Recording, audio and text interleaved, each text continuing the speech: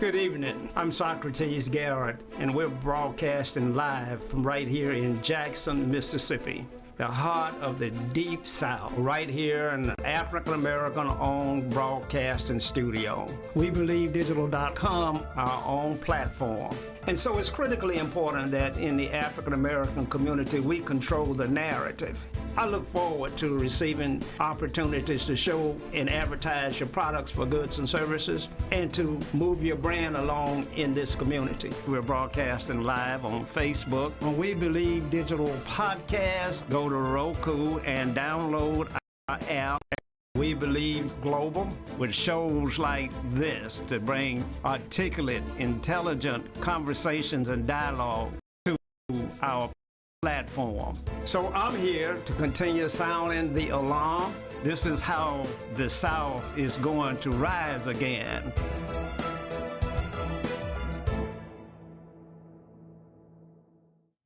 Good evening and welcome to Socrates Garrett Live. We're broadcasting live from right here in Jackson, Mississippi, in the heart of the Deep South. Mississippi, a state where I like to say the grass is just a little bit greener and the air is just a little bit cleaner. I was born in Mississippi, and looks like this is where I'm going to have my final departure. But during that gap, we got a lot of work to do. That date that you were born and the date of your departure, that dash in there that you see on the headstone, there's a lot of stuff that goes on during that dash period. And so we're going to try and take full advantage of the time, and we're going to get into some things that are tremendously important. There's a lot going on in the world today. A lot of conflicts all over the world, conflicts in families, conflicts in communities, cities, states, and the USA and the world. And we're going to talk about some of those today. Now, if you're watching us on Facebook, we want you to share this program with your friends and family and send us stars. We need your financial support. That would help us a great deal to continue getting this message out. You know, you have to have real news and not be dealing with all fake news. And here at We Believe Podcast Studio and on We Believe Radio, we try to bring you real news. And that's critically important. So stay with us here. Now, if you're watching us on YouTube, go on and subscribe to We Believe Digital Podcast. You know, we're growing every day on YouTube with the number of subscribers and the number of reels and shorts that we're producing and reproducing, and we can tell the difference. So I want to send a shout out to the staff over here, Chelsea Thompson and Thomas, and her co-worker over there, Lisa Henry Harper, out in Dallas, Texas. And a tremendous amount of interns that are pouring into making this the #1 station and the #1 podcast show in the country. You know, Randall Wild Man Brown is here. He's an intern. Interesting story there. I mean, he is a senior person, but he has decided that you're never too old to continue to learn and grow, and so he is doing his final work at Jackson State University and an internship here at We Believe. Sometimes I think he's an intern, sometimes I think he's the instructor. But either way, we're growing and we enjoy having him. We have two other interns here, Gabrielle, and the young man's name that escapes me at the moment, but we'll come back. But we appreciate that. And if you're out there at Tougaloo, Alcorn, Hines, Belhaven, Millsaps, and you have students that you want to intern over here in this program, we'd be glad to have them. A lot of times we find that they learn more here than they can in the classroom because this is real hands-on training. So send your interns to us. Let us help you get them educated and ready for the real world. Now, if you're watching us on our very own website, WeBelieveDigital.com, then we want you to hit the donate button and look at the number of programs and categories that you can view articulate, intelligent conversation right here at We Believe Broadcast Studios. If you scroll down, you will see We Believe Radio, live radio, 24 hours a day. Some of the best contemporary gospel and Southern soul music that you ever want to listen to. We appreciate and thank our latest advertisers, Bobby Graves, who's running for the election commissioner. We wish her well, and we know that we believe will help her win that race, because we're going to push that out every hour at the top and at the bottom of the hour. She and Commissioner Willis Simmons are advertising here on this station, and we look forward to other candidates that just have not been asked. The only reason that you're not here today is because you have not been asked to be here, and we're going to fix that. And so we're going to have a great show, but we're being seen in over 139 countries all over the world, and there is a world crisis. And we don't know if the information that we're getting from the world, from the media in America, is giving us true representation of what's going on or not. We see all kind of terrific and horrific pictures and photos that are coming into our households today about babies being beheaded over in Pakistan. We don't know. We get so much media here that we just can't tell exactly what's going on. But we believe we're going to sort through it, and we're going to give you the best perspective as to what's really going on that we possibly can. Now, as always, I'm joined by my co-host, the esteemed Dr. Eldridge Henderson, a man that is renowned all over the world. He's one of the most sought-after speakers in the country. I always like to say, we talk about that dash in my opening remarks. We got a gentleman here that was born on the plantation, my Lord, and then became Dr. Eldridge Henderson, and then became one of the most sought-after speakers in this country, having come from such a humble beginning. Booker T. Washington said, it's not the heights that you obtain, but it's the depths from which you came. My co-host didn't have a luxury beginning. He wasn't born with a silver spoon in his mouth, but he's here and he's making a difference and has made a difference. Dr. Henderson, yes, how have you been, sir? I've been doing fine, sir. Good. As always, it's good to have you in the studio. Same here. What's on your mind today? Well, I'm just always concerned about the future. I don't worry too much about the past. Currently, I'm looking at some of the activities going on in Europe, in Israel, and some in Africa. I'm also concerned about some of the activities that's happening in Mexico and South America. Wow. But most importantly, I'm very, very seriously looking into some of the politics that's developing in Mississippi. Okay. And my last concern is what black people are doing and are not doing in this state to enhance their status, where they will not be considered an outcast and a member of the permanent underclass, where the state will take over without a vote and destroy the so-called independence of black folks in this state.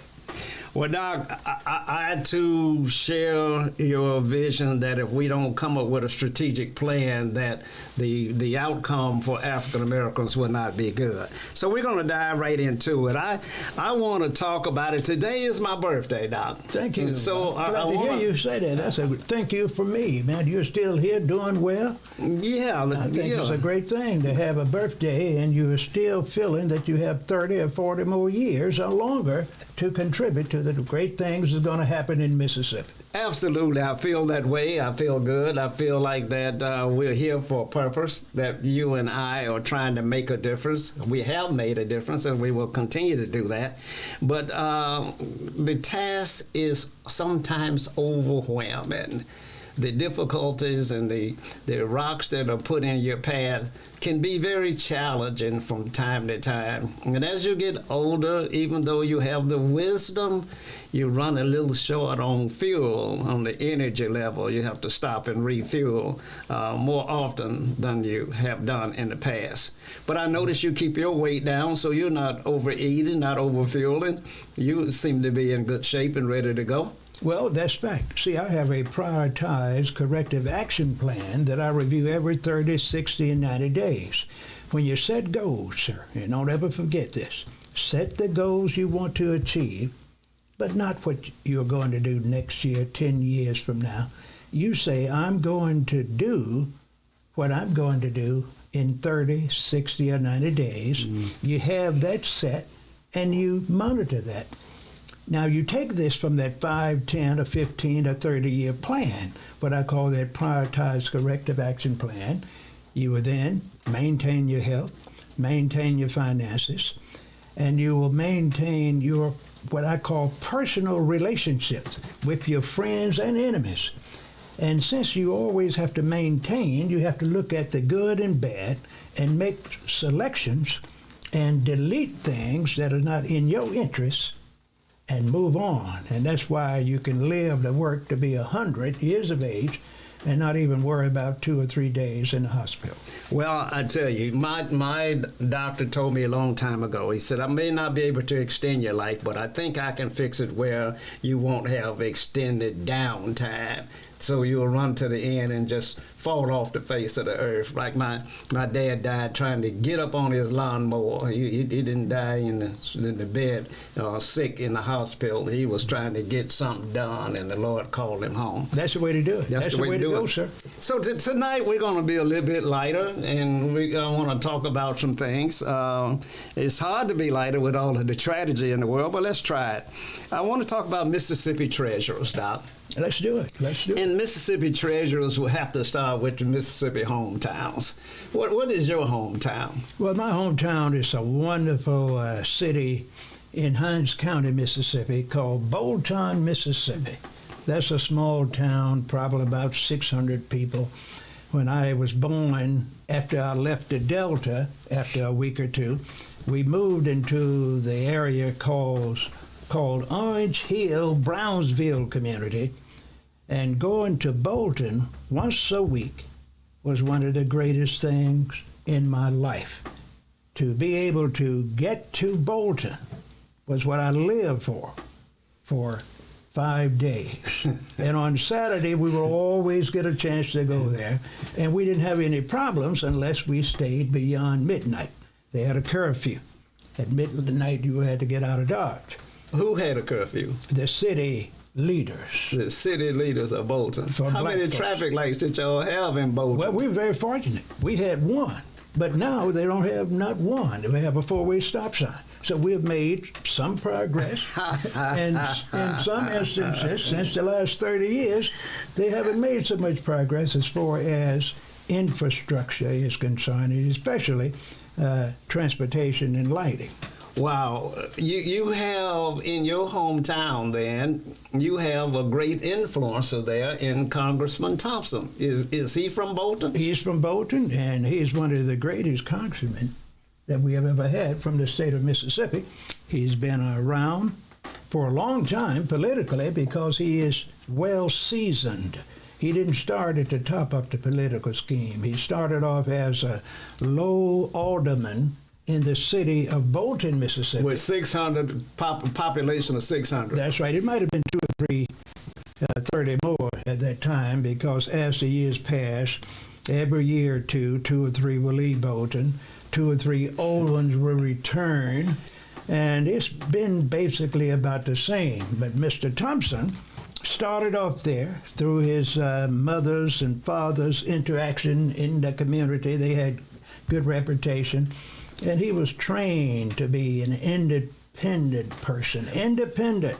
Well, now, Doc, let me ask you about this, because you're trying to tell me that your hometown, Bolton, produced a congressman that rose to the position of chairman of Homeland Security in the United States of America. That's right, exactly. How is that possible? That's because the people that were managing and running and overseeing Bolton decided to mess with that man. If they had left Mr. Thompson alone, he was a little lowly school teacher like I used to be, and since he wanted to teach Mississippi history and black history and talk to students about their history and their concerns, he was pressured into getting out of education.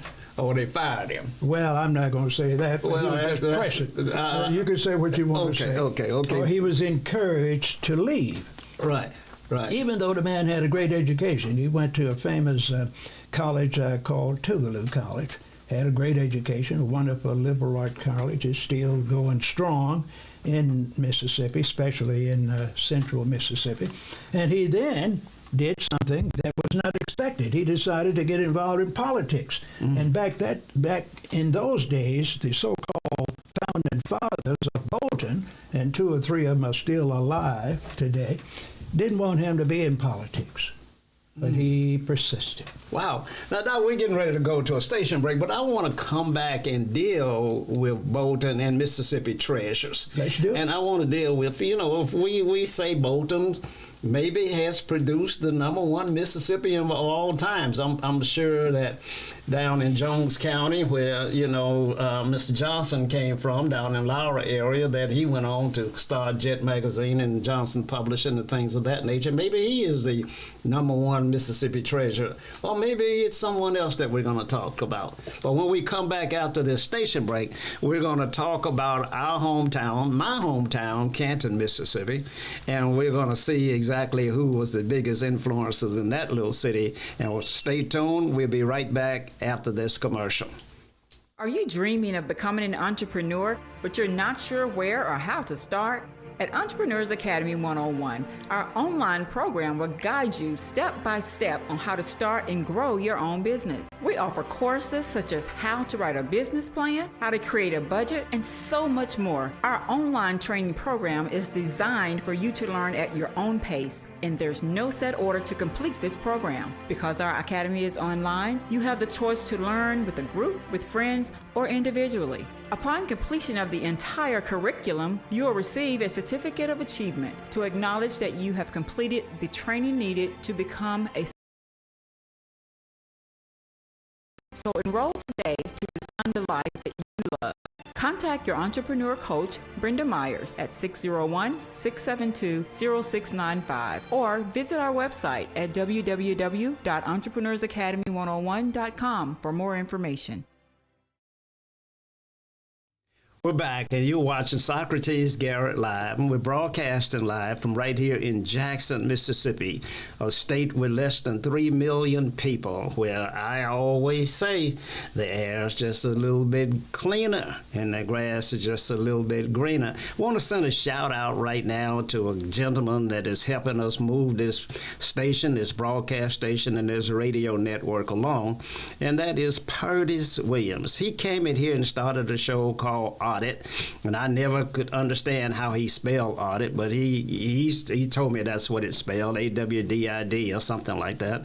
And I wondered about his education, but he's a great guy. He's on vacation, and I want him to hurry up and get back here because we miss him and we need his presence in this moving this train down the track. And so I also want to just say thank you to all of the well wishes and the birthday wishes that I've got on Instagram, Facebook, everywhere you might imagine. Wonderful celebration that has occurred for me here today. And I've gotten to do exactly what I wanted to do on my birthday, and that's be at work. Because I believe work is our real salvation. And work will get us through difficult times, and work will get us through personal tragedy. So if you stay at work, it's like the song says, it's hard to stumble when you're on your knees. And so if you stay at work, you'll be able to work through anything that's bothering you or that you're celebrating. Now we'll get back to our program. Dr. Henderson. Yes, sir. We were talking about small towns, and you were talking about Bolton, and I mentioned that I'm from Canton, Mississippi, and Canton, Mississippi is located in central Madison County. It's really a little southern Madison County, because on the northeast end of Madison County, around Camden, it's a lot different than it is on the southern side of Madison County. There's some real poverty up in that northeast corner, and that's where I got my humble beginning, where we had the books that were passed down to us, and we had the schools that were put together. They wasn't modular at that time. We never used the word module. It's just that they were put together. And so I had a humble beginning there. But Canton produced some strong influence of people, C.O. Chan, a guy guy that I look up to that was a civil rights advocate that fought for the rights of people, but he was also a business person, and he built houses, and he ran nightclubs. And he, from the economic standpoint, he was one of those guys that was before his time. So Ken, from the African American standpoint, maybe we can catch up to you with Congressman Thompson that came out of Bolton, but we do pretty good.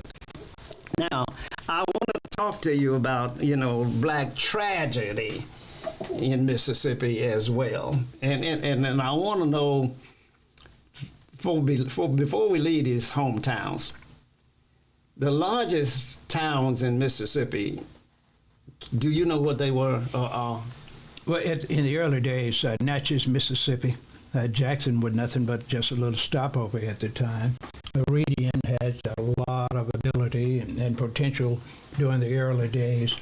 Later on, of course, Jackson became the predominant city. Well, hold it right there. You were telling me that Jackson was not as large as Natchez? No, it was what I call a stopover back in the early days. Natchez was the capital of the South almost back in those early days in the 1800s because of the slavery economy in that area, and it was a port where they would receive slaves from all over the area, especially those who were those owners that put them on boats and barges and so forth and shipped them on down to the port in Natchez, where they would be sold and distributed to places like Hinds County, Canton, and other places. So I went to Alcorn State University, so I spent a lot of time down in Natchez and in Fidelia, Louisiana. In Louisiana, they did things a little bit differently. Of course, the guys down in Louisiana didn't want us coming down there because they wanted to keep all the girls for themselves, but we wasn't going to let that be the case. And so I spent a lot of time in Fidelia, Louisiana, and Natchez, but I never knew that Natchez was one of the premier cities of Mississippi at any point in time. I never knew that. Yeah, matter of fact, in the South, it was a very rich area, and they're not doing too badly at this time in Natchez. There's still a lot of money in Natchez, a lot of influential people with capital, and you find now there's been a lot of transition there since the 1960s, but it's still a great place to live if you have some economic resources. Now, I know that there was once the Natchez Indians there, and the influence of the Creoles out of Louisiana in that area. What about the tribes there? Were there Choctaws or Natchez? How do you see Well, that? it was the Natchez Indians with a mixture of other tribes and what we call a large segment of black people that were former slaves and current slaves that were able to escape, got hooked up with those Natchez folks all around in those bayous in Louisiana. And that did cause a problem for the French, the British, and some of the other Europeans in that area. So a Creole that we call down in the Louisiana area is a mixture of French and Natchez Indians. I mean, and black folks, all mixture. Those were the Europeans that were considered real poor. They were always been rejected by the major European powers and sources in the state, in that area. And they were sort of living on the fringes between the white folks and so-called black folks and Indians. Just like in any country in the world, when you have a group of people that you don't want to be dominant, you get others to come in to be a buffer. And they usually cannot live in the same environment with the power structure in that area, so they live out on the fringes between the white folks or the Europeans that's running the city or the county or the state, right next to the blacks or any other minorities at the time, like the Hispanics or the Chinese or whatever, all around or close to the black area.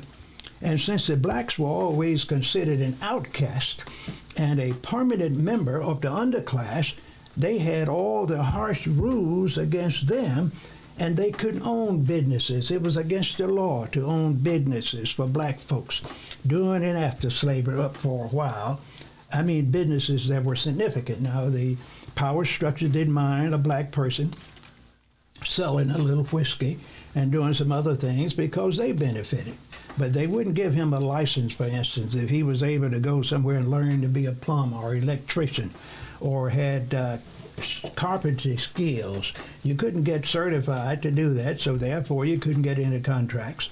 You just had to go out and do what you could to survive. So when they had people like the Creoles and some of these other rejects from Europe and other places that came from houses of prostitutions and insane facilities in Europe and others, a lot of them came, stopped off and were sent over to Georgia, of course.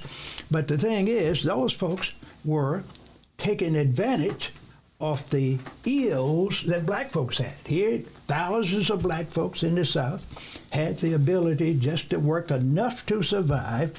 Since they couldn't start businesses, couldn't hardly own businesses, those buffer people would come in and set up little businesses because the major Europeans didn't want them around anyway, so they didn't buy from them. So the black folks had to purchase their goods and services that they couldn't get off the plantation from these people. The Jews, for instance, had many close alliances with black people. I remember, and I told you this sometime in the past, that they would come by walking many times with sacks on their backs. Years later, they would come by in old trucks and cars selling goods and services, insurance, jewelry, food, all kinds of things. And then a few years later, they started renting spaces in the little towns close to the black community. And that's what all the ethnic groups were able to do, the Hispanics and others. They were not mainstream people, and black folks made them rich, and they are still doing that today, even though blacks now can become certified and qualified to do almost anything. But since the culture has been so adamant in keeping black people at a point where they don't think they could be independent economically, socially, politically, it's sort of hard to retrain them to think about the opportunities they had during those 7 or 8 years of Reconstruction right after slavery up until about 1877. Now, you had a lot of black folks moving educationally, politically, socially during that period. That's only happened from about 1868 to about 1877. After then, black people in America have been catching hell ever since Reconstruction up until 1965. And from 65 to about 1990, the European Americans and others allowed the blacks then to hurt themselves even more than they did during the slavery period.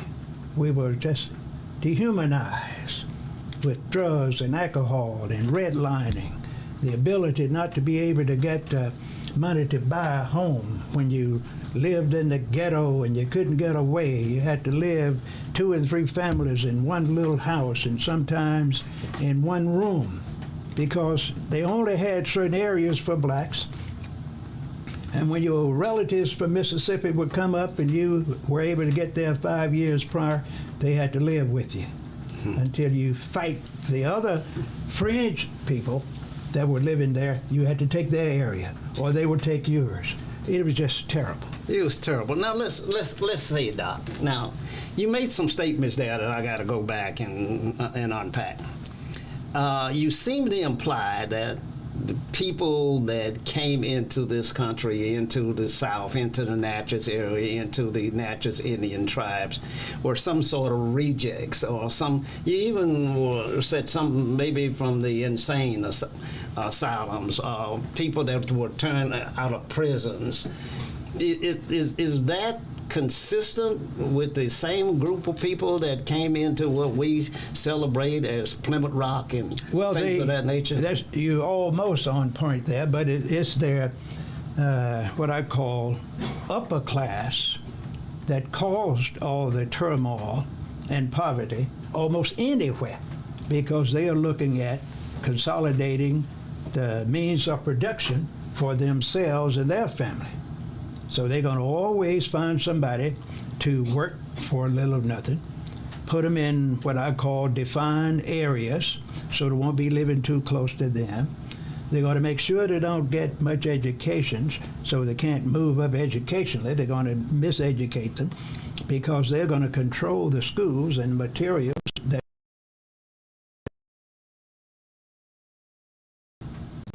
And when you get to the point where you can't feed them, you can't kill them all. You can't put them all in what we called in the old days in the debtor prison or the lunatic asylums when they're not mentally ill. So you have to do something with them. And they sent millions of them to America, Australia, Canada, and other places throughout the world. That's where what I call the top 5%. The people had the means to get commissions for businesses in Europe, get certifications to be captains of ships. They knew the queens and the kings and the nobles that were running those European city-states and towns, and they were able to invest in the so-called New World, and they made a fortune, sending folks away from those areas. That means they cut down on the poverty in those European states, and they moved them to America and other places that the Europeans so-called discovered. So they were a source of free labor. Exactly. And so anybody that's ever been successful, it appears, has had the advantage of having free labor. If it's not free, it's close to free, at least up to 95%. That's right. Now, those people in Europe, I'm talking about the European, I'm not talking about black folks, just enough for them to straight out a living where they would starve to death. And some halfway starved because they didn't have adequate homes. They lived in what I call shelters and settlements in groups of 10, 30, and 40.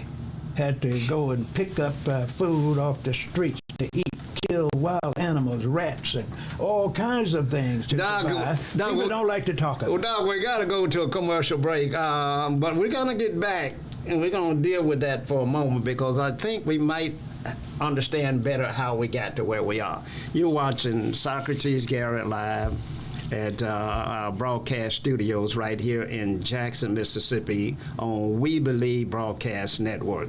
We're going to a station break and we'll be right back. Hey, have you heard about the Accountable Card? It's more than a card. It's a complete mobile banking service that's accountable to all of us. You'll get a no credit check debit card good anywhere Visa is accepted to make purchases, deposits, even get or transfer cash with an FDIC insured bank account managed from our smartphone app. There's even a pre-approved no interest line of credit if you need emergency cash. So why go to the bank when you can have ours in your pocket? Get accountable. Just download our app today. Have you had your Earthblend coffee today? At Earthblend Coffee, we take pride in offering you the very best of beans across the world, blended and roasted to perfection, giving you superior quality and satisfying and flavorful taste. Experience the world in one cup with Earthblend Coffee.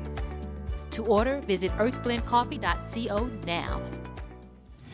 We're back. You're watching Socrates Garrett Live, and we're broadcasting all over the world. We're being seen in over 139 countries. You know, we look at the analytics, and we're growing every day. When we look at the number of viewers that we have, well over 2 million viewers in the last 30 days.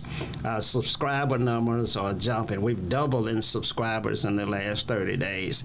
And so we've introduced We Believe Radio that's bringing you full-time, 24 24 hours a day, soft soul, gospel. We bring you the Tavis Smiley Show from 1 to 4 each weekday.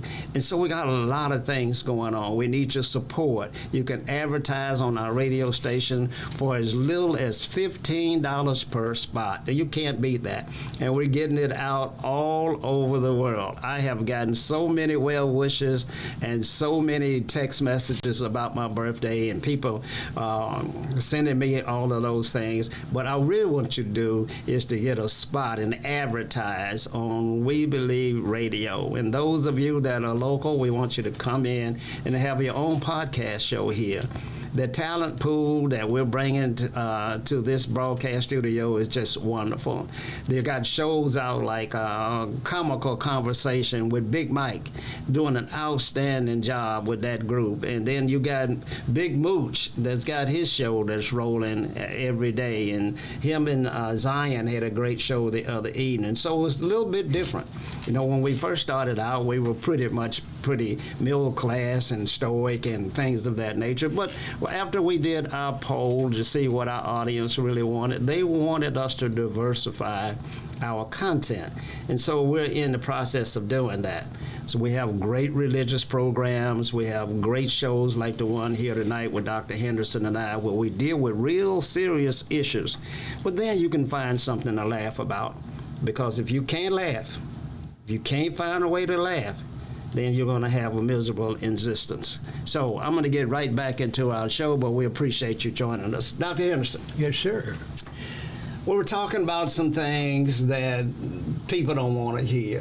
I don't even want to hear it. I don't know anything about rats and all that kind of thing that you're talking about. Is that something that we should know?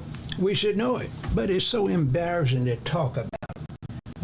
Folks don't want to believe that their ancestors 2 or 3 generations ago in the late 1800s and early 1900s would eat the big house rats if they can catch one, possums and squirrels, any kind of animal they could find out there, all kind of fish in the sea, snakes, anything you could catch, bullfrogs. All of that, that's what people had to survive on during those days. I remember the time we would go to the pond and we would catch anything floating because we had a skillet hidden out close to the pond in the bushes, and we would get that pond water and boil some fish or whatever we could catch, a frog or whatever, and then we would take them out and get some oil that we had stashed in that area and fry him or bake him. And that's what we would eat many times without our parents' knowledge, of course. And I bet they probably knew about it, but they never did tell us anything about it. Well, today those items are considered delicacies. Of course. You know, like a frog. Exactly. You know, I assume it tastes just like chicken. Tastes better. Tastes better than chicken. Of course. And so I've seen the possum. I never ate the possum. He was the ugliest animal. Doc, I don't believe I've seen an animal that was uglier than the possum. But let me tell you, Mr. Socrates, if you wanted a good piece of meat... I think it's opossum, but we call him a possum. Yeah. We don't know nothing about no We weren't taught any English back in those days. If you want some of the best country meat in the world, back in the 1930s and 40s and 50s, you catch what we call a possum, skin that joker, get him washed out real clean with that water you get out of the pond or anywhere you could find it, and have your mom or someone to get that bag of pepper and meal or flour and put it together and bake that joker and get you some sweet potatoes and some buttermilk or claret milk, and if you were lucky, get a piece of cornbread, and man, eat that possum. You better not bake that joker. It would be some of the best meat. You'd go to sleep with a smile on your face. Doc, I'm getting hungry already. Let's get back to our program. Now, yes, sir. We say that Natchez was an influencer, one of the greater cities in Mississippi in the early days. I'm told that Greenville was special as well. It was. What was the characteristics and what made Greenville great? Well, it was at the hub of the plantation kings. that helped those people down in Natchez get rich. That's where all the black people were. I would say about 98% of them lived on those plantations that were what I call quasi-slaves that worked for the European white man in that area and took care of that cotton, the corn, and whatever they were harvesting. And this person was captive. He was a captive, the whole family on those plantations. And they had two things they could do without being disturbed. One was to work hard like slaves and go to church on Sunday. Those were the two freedoms they had. And if you would do those things and try not to consider leaving the plantation, talk about voting or registering to vote, talk about going to the town and starting a business, you didn't have no problem. And you better not talk about education equity. You most certainly had a good life where you were guaranteed food, clothing, and shelter. Guaranteed. And a job forever. So the Delta of Mississippi, the richest, most fertile soil in the world. I would say so. Yeah, would probably be compared to Africa. Exactly. And the plantations were there. And so you're telling me that the Greenville population was growing all of the cotton and corn and things of that nature and shipping it to Natchez? In other places. In other places. That's right. And then on the day of harvest comes all of the plantation bosses will come up to the big hotels like the Peabody up in Memphis and the King Edward down in Jackson, Mississippi. They were having a grand old time. And spend some of that money that they have that they made off the backs of poor blacks and other unwanted Americans at the time. But you know, you were not considered a real American back in those days if you were black or an Indian. You were just an inhabitant that was here because of your ability to work hard. You were what I called, and people don't like to hear it, you were considered an outcast. You were considered a member of the permitted underclass in your city or in your state. Nobody respected you as a human being. You worked, you lived. You stopped working, you usually died, or you were just cast aside and made it any way you could. If you had a relative that would help you a little bit, you got a little help, but you better not get old and be sick or semi-disabled. There were no doctors or hospitals? Yeah, they had doctors and hospitals, but you know, you couldn't attend them. You couldn't get help from the so-called European doctors unless you were almost dead. And even if you got to the doctor real sick, you died in the segregated waiting room. You go to the hospital, you didn't have a so-called black section. I know one of my relatives went in the 1940s. They put him down in the basement in a hallway. They had one or two black doctors in the state. The black doctor couldn't go and see him. So a European or white doctor would look at you when they took care of all their patients, and if you were not dead, they would give you some, what I call sensory care, and if you didn't die, they send you on back home. Wow. It was hard. It was very hard. difficult. Now, we got a lot to cover. So now, and time running out. As you say, time just flies on us. Look, there's tragedy in the world. I don't get what's going on in Israel and Pakistan. I don't understand the Palestinians. I don't understand why Hamas would attack an entity so much larger and stronger than they are. Can you make any sense of what's going on over there? I can tell you in a few words and make it so clear until the second grade will understand it. If you know the history of America, the Israelis patterned their formation of their land from the history of America. We just got through reviewing that.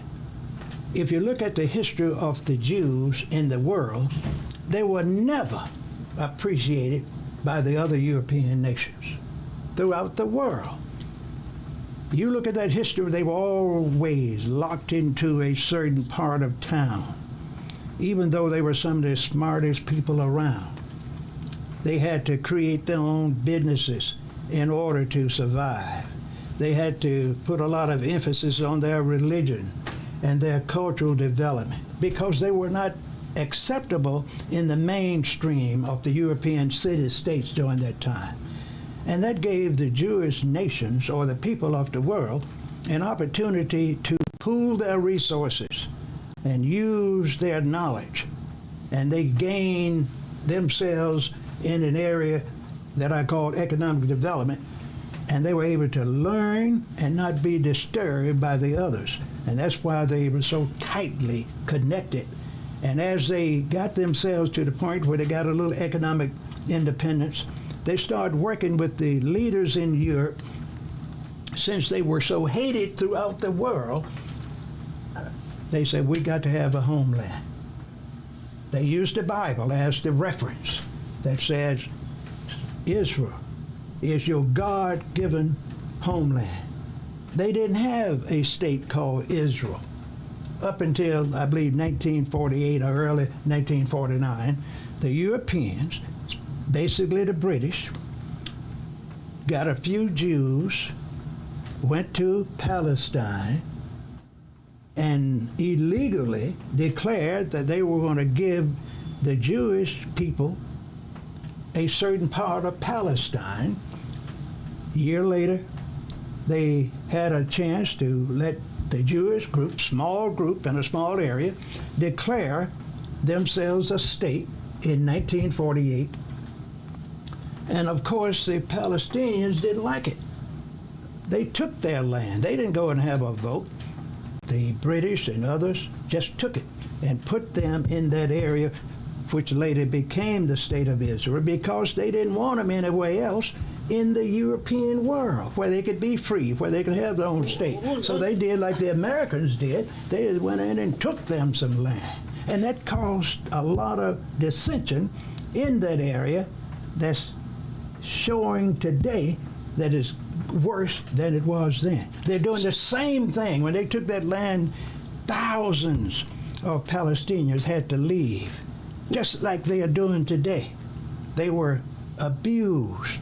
They were almost starved out. Thousands. I was looking at today where, in one instance, over 270,000 in the 1940s had to leave their homes. Just taken from them. Now, Doc, let's go back for a moment. Let's go back for a moment. This is serious issues. And we need to understand it, because we need to understand what's happening to the Palestinians. We need to understand what's happening to the Israelis. We need to understand what's happening to African Americans. We need to understand what's happening over in Ukraine. We need to understand what's happening in Iran. We need to understand those things if we are going to map a strategy to survive and coexist. Yep. You used wrong word now. Okay. Coexist. Coexist. No such thing. No major leader in the world want to coexist with every other group or every other nation, because that cuts down on your money. I'm just going to make it real simple and clean. If you start talking about equity, where you give every person in your area the same opportunity you have, you're not going to be a billionaire. You might be a millionaire, but when you give everyone an equal opportunity, that very so-called immigrant, or that Indian, or that black person, or that Hispanic will outshine you almost every time, because he is thirsty. He thinks about the time we didn't have anything. And when he get the chance, he will work like a slave to get promoted. We gotta come back. To my engineers in there. Is this our last segment? Yes. Because we haven't touched the surface of the things we need to talk about. Well, we're just going to have to do it over and over until we do it. And because we wanted to cover the things that are going on there in Palestine areas and talk about them.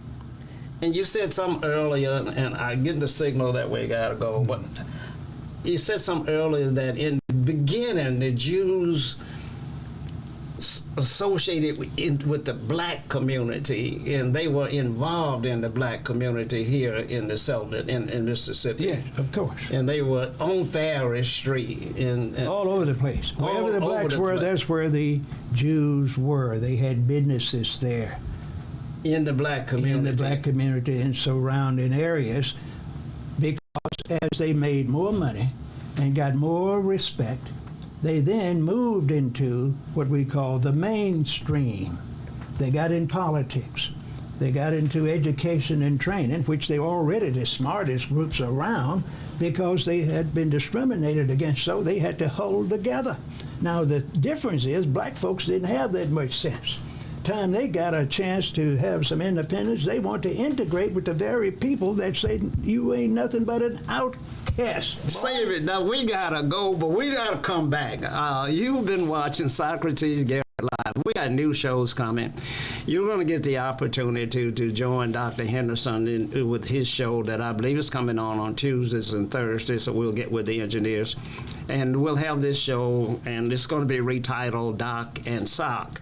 And then I'll have my show, Socrates Garrett Live, that's going to run on Tuesdays, because this show is being sought after all across the country. So it's appropriate that we retitle it, rename it, and that we get it on out there. That you can syndicate, you can have this show to go on your local radio stations all across the country. This is the kind of information that you're not going to get anywhere else in the world. Not from CBS, NBC, ABC, ESPN, or nowhere else. You're going to get it on We Believe.